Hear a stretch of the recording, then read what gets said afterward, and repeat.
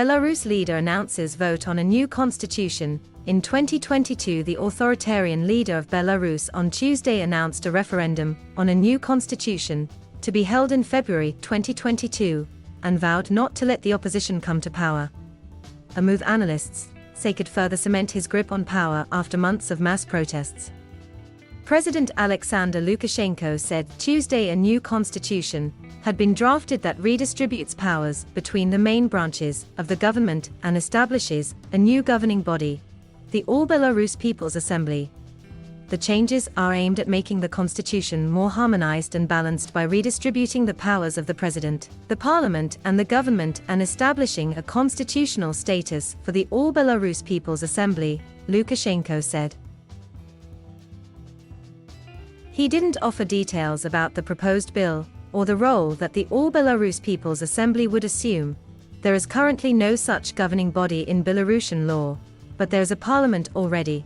Lukashenko has said earlier that he would step down as president, a post he has occupied for over a quarter century, once the new constitution is adopted, but in recent months he stopped mentioning such a possibility. The people will make the final decision.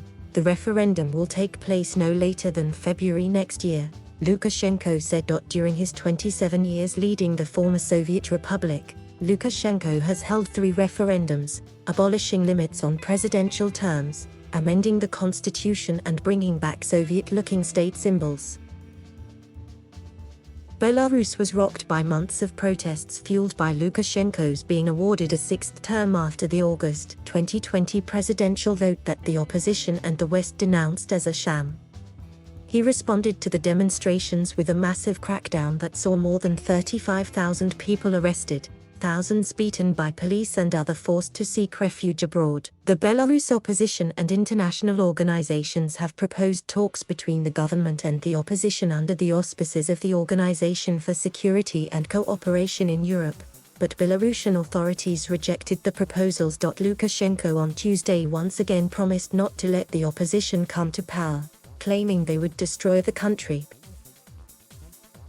Lukashenko doesn't plan on going anywhere. He is ramping up repressions in order to secure a referendum result he needs, independent analyst Valery Karbalevich said.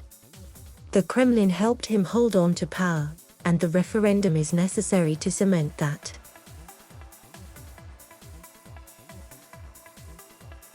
Thank you for watching. Please subscribe.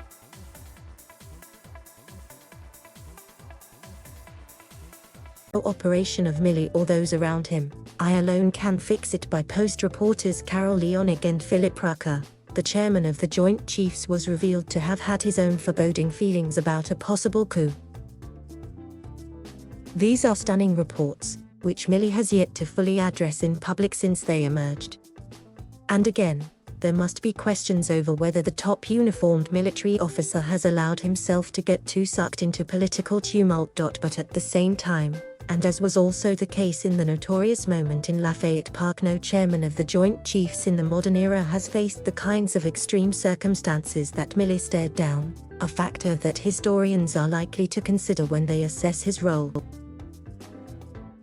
In that sense, Milli's testimony might also serve a role as a cautionary tale about what might lie ahead if Trump, currently the apparent favorite for the 2024 Republican nomination, were to capture the White House again. Milli is one of a few senior figures, including Republican officials in some battleground states, who stood firm against Trump's multi-front efforts to subvert the will of voters and cling to power. It also seems unlikely that Trump, if he were to win a second term, would take any chances on naming top military brass who he was not convinced were totally loyal to his cause.